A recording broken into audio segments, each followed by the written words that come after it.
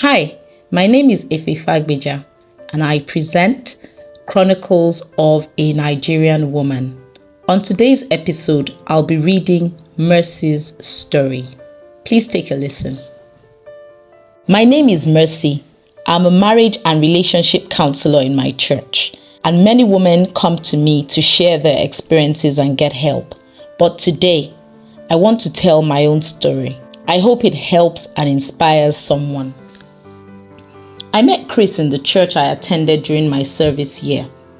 He had been a member of the church for about 4 years and was committed to the things of God, just as I was.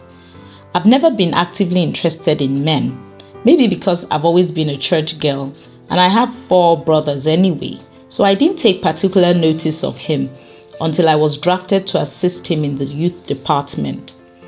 He started showing an interest in me, and the work encouraged our friendship. Before long, we started a courtship. The church leadership was in support of our relationship, but there was a particular woman who didn't seem too excited. We weren't close, and once or twice, she tried to ask me a few more personal details, but I felt she was being nosy and I was dismissive, so she backed off.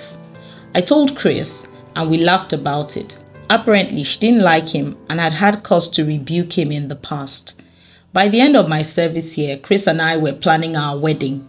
Our parents had met and preparations were ongoing. We got married 6 months later. I was 25 and he was 28. I got pregnant immediately, and 7 months after my first child, I was pregnant again. It was difficult for me.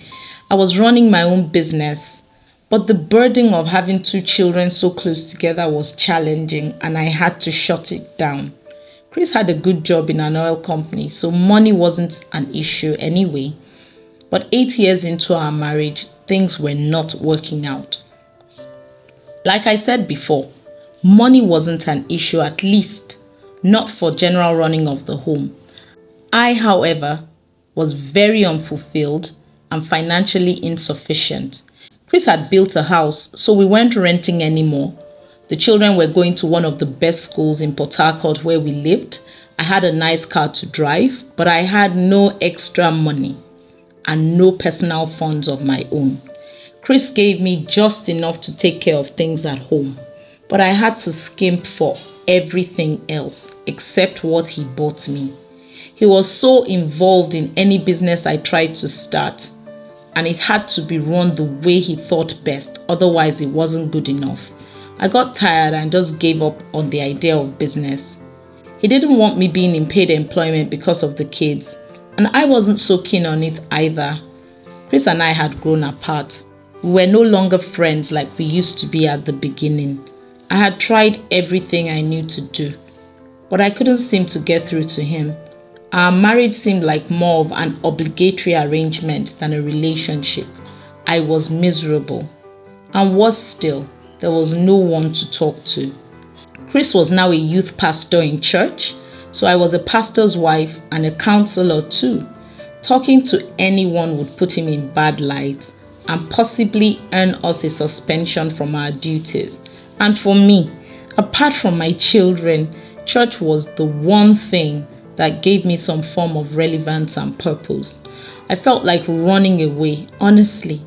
I had considered getting a divorce a few times, but I couldn't imagine what it would do to my kids. Besides, I wasn't sure that was what I really wanted. The thing is, even if I chose to speak with anyone, I didn't know what exactly I would be telling. Chris was not a bad person. He was a great dad. He provided for all the needs of the home, bought me nice clothes, so it wasn't that I looked shabby.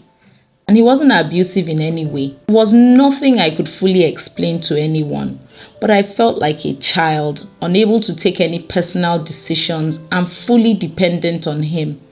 And I also felt alone in my marriage. We barely spoke except about our responsibilities towards the children and other general things. I did not have any close personal friends, just those who were both our friends. One day I broke down in church. I went to the restroom during the service and I just started crying. Sister Pauline, the woman who had initially tried speaking with me, when Chris and I first started our relationship, came to the restroom and found me there. Over the years, we had worked closely together, and though we were still not very close, she seemed to take a special liking to me. She noticed when I left the auditorium, which I hardly ever did, and when she didn't see me back after a while, she came looking for me in the restroom. After that, I confided in her, and she became the big sister I never had. She started helping me work through my issues. I got to know that she had always noticed a non-submissive attitude in Chris. He had nobody he really listened to. And because she knew I was relatively new in town at that time with no family, she had felt drawn to be a support system from the beginning, which was why she tried to reach out, but I brushed her off. Anyway, she got me to join a microcredit scheme where I got access to a loan of 50,000 naira to start a business selling eggs. So I had money to take care of my little personal needs without asking Chris. She taught me how to navigate Chris with non-confrontational tactics. And because she was a friend I could always talk to, I became less emotionally dependent on him. I also got a little more involved in social activities. I attended mostly functions of other people in church. Soon, I found that Chris seemed to respect me more and he treated me much better. We're 13 years into our marriage now, and though Chris and I are still not best buddies, we have a marriage that works well. I have grown from just selling crates of eggs to becoming a major wholesaler, and I have found so much relevance in my life that I can't wait to wake up each morning. What did you pick up from Mercy's story? Please share your thoughts in the comments below. Don't forget to hit the subscribe button and turn on notification bell so you don't miss the next story.